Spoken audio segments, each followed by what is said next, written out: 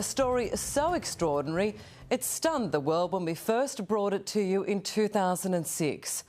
Tonight, Brian Seymour has a very special reunion with the boy literally raised with animals in a cage, and the Australian woman who abandoned a comfortable life to devote herself to him. Hey, Liz. How are you? Watch yourself. Hey, how are you? Don't walk under the ladder. Oh, good to see you. Good to see you. It's been a while. Yeah. Too long. You know, from a wild animal to now someone that's pretty normal. That's a big difference. I first met Sujit Kumar nearly 8 years ago. He's a bit grumpy Hey, because... Sujit. Hey! Hello, Sujit. G'day. Remember me? Hey, Sujit. Seeing him now is both joyful and astonishing. Do you remember me? Yeah, you remember Brian, do you? You remember me? They have an affinity don't you? here, don't they? Yeah. They wanted to get rid of the dysfunction, so they put him out into the chicken pen. To live with the chickens. To live with the chickens. As a result, he became very chicken-like. I mean, he imprinted with the chickens, and that's been very hard to rid those sort of behaviours. Every once in a while, the world is stunned to meet a wild child, a human being raised by animals. When they emerge into society, they are often shunned. When he was 8, he was put into an old people's home, and he was left there for the next 20 plus years. How was he kept there? He was tied up. He was tied. He was tethered to the bed, and for years and years. And he's got marks. He's got scars around him. Have they healed at all? Because they were really bad when I first met you. Look at the scars. There. Look at that. That's from where you were tied up to the bed. To understand how this man, branded an animal, has survived and thrived, you have to know where he's come from.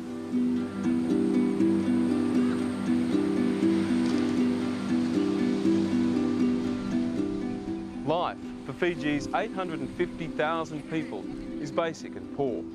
In rural areas like this, like the village where Sujit was born, it's especially tough. We know the first 4 years of a person's life are the most crucial.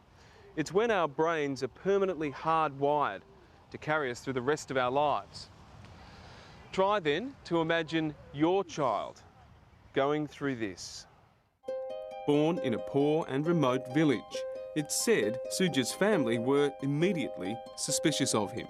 We believe he was put there because his parents thought he had an evil spirit in him, because the family was completely dysfunctional.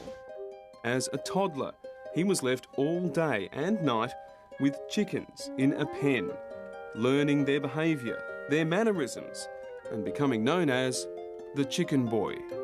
Some of the behaviour that he has is just pecking, like picking at the wall and things like that, because when he was in the chicken pen or tied up, you know, that action was very prominent in his behaviour, and he still has that type of behaviour. He also used to roost, didn't he? Yes, he used to roost. He used to, in fact, he wouldn't sleep in the bed. He would get out of the bed and roost. He would perch. He could sit on the edge of a chair and just perch. By age 8, Sujit was too big to stay with the chickens. His parents had died, so local authorities did the only thing they could think of. He was so mistreated. How can anyone treat someone like that? You know, I just don't know how. I don't have any idea how people can abuse children. For 22 long years, Sujit was tethered by sheets, strung together and fastened to a wall. He was abused too. He was smashed in the face, his teeth were broken, his nose was broken, and he has a denture now. Elizabeth Clayton had moved to Fiji over 10 years earlier with her husband, mountain climber Roger Buick. They built and exported furniture and made a fortune. Then, tragically, Roger died while climbing Mount Everest. Soon after, in 2002, Elizabeth met the person who would change her life. When I saw him, I didn't know whether he was a child or an old man.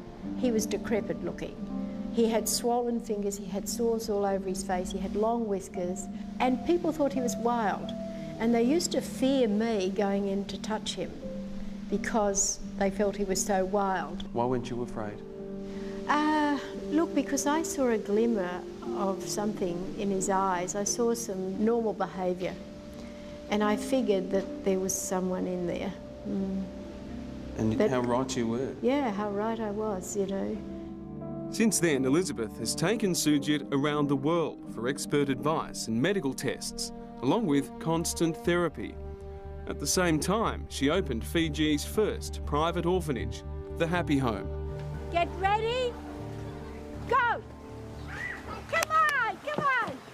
This is the other major payoff for Elizabeth's work with Sujit, a safe haven for other children. All of them. All the children that you've met have been on the streets begging. More than a dozen children now stay at the Happy Home, from 4 years old to 17. They have found here, through Elizabeth, a chance at life they could never have imagined. What I love about these children too is that they've all got the same background. They all can relate, and I can tell them all that they have a great story to tell. Together, this flock travels by bus into the busy metropolis of Fiji's capital, Suva, and the municipal markets to buy ingredients for a feast for the Happy Home that night. So we'll take these two, that's $9. I mean, how much? 9. This is remarkable. Really, 8 years ago when I first met Sujit, he couldn't really go out in public at all, couldn't interact with other people. Here he is in the crowded markets now, in a butcher shop. Calm, composed. It's just amazing, and it's really, I guess, actually not amazing. It's entirely predictable when you've got someone like Elizabeth giving him so much love for so many years. This is what can be achieved. It's inspired others to join Elizabeth. Kristen is a 19-year-old from Sweden who plans to study sociology. The few months she spent volunteering at the Happy Home have made her more determined than ever to help others. What do you think of Elizabeth and the work she's doing here? It's amazing. She's just doing everything for these kids and for Sujit, and it's just amazing. We've got some great people here in Fiji that have just put their hands up. Elizabeth borrowed $60,000 from the bank to refurbish and repair the Happy Home. She knew it would force her to a financial breaking point. What she didn't know was that she would soon meet someone almost as giving as herself. And I told Rod about it one night, and he said, hey, that's not going to happen. He said, you buy the materials and we'll do the rest. This is just in his spare time, just helping out an Aussie friend. Rod Bradley and his mate Ernie Underwood are in Fiji on a major construction project. They're overseeing the ground-up rebuilding of the heritage-listed Grand Pacific Hotel. It's a massive job, which means they occasionally have the manpower to help out a friend in need. We're replacing all the gutters, fixing all the leaks in the valleys, and replacing their bathroom area. And they're just fantastic. They're real rough diamond Aussies. She's taken on this program of helping out disadvantaged children and pretty much funding it all out of her own pocket. And just thought we'd give her a hand.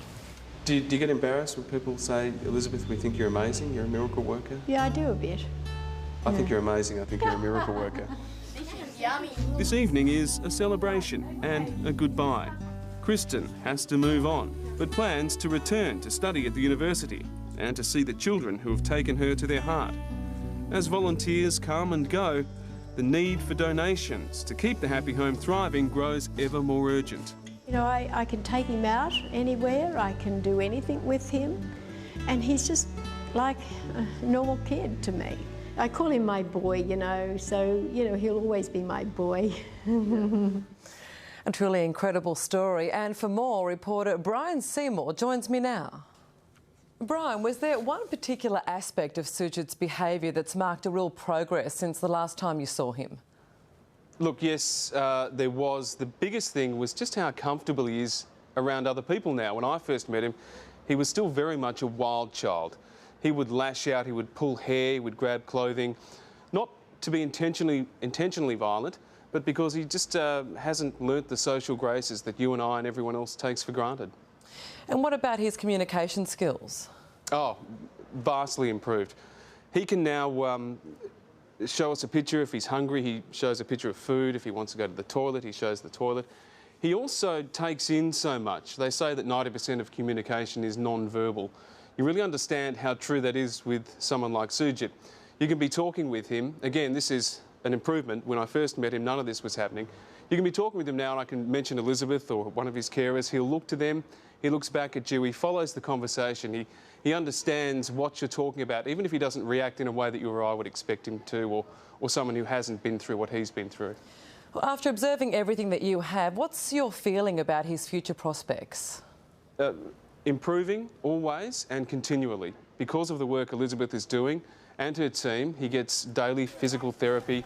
He'll be in Australia early next year for more tests. They're still hoping they can make some kind of discovery about how his brain has been impaired by the experience he had as a child and what they might do to rectify that. Also, Elizabeth has set up a trust for him to provide for him when she's gone. And of course, all this is funded by the goodwill, the good grace of people who care, donating, and the details of how to do that are on our website. Okay, thanks, Brian. Thank you.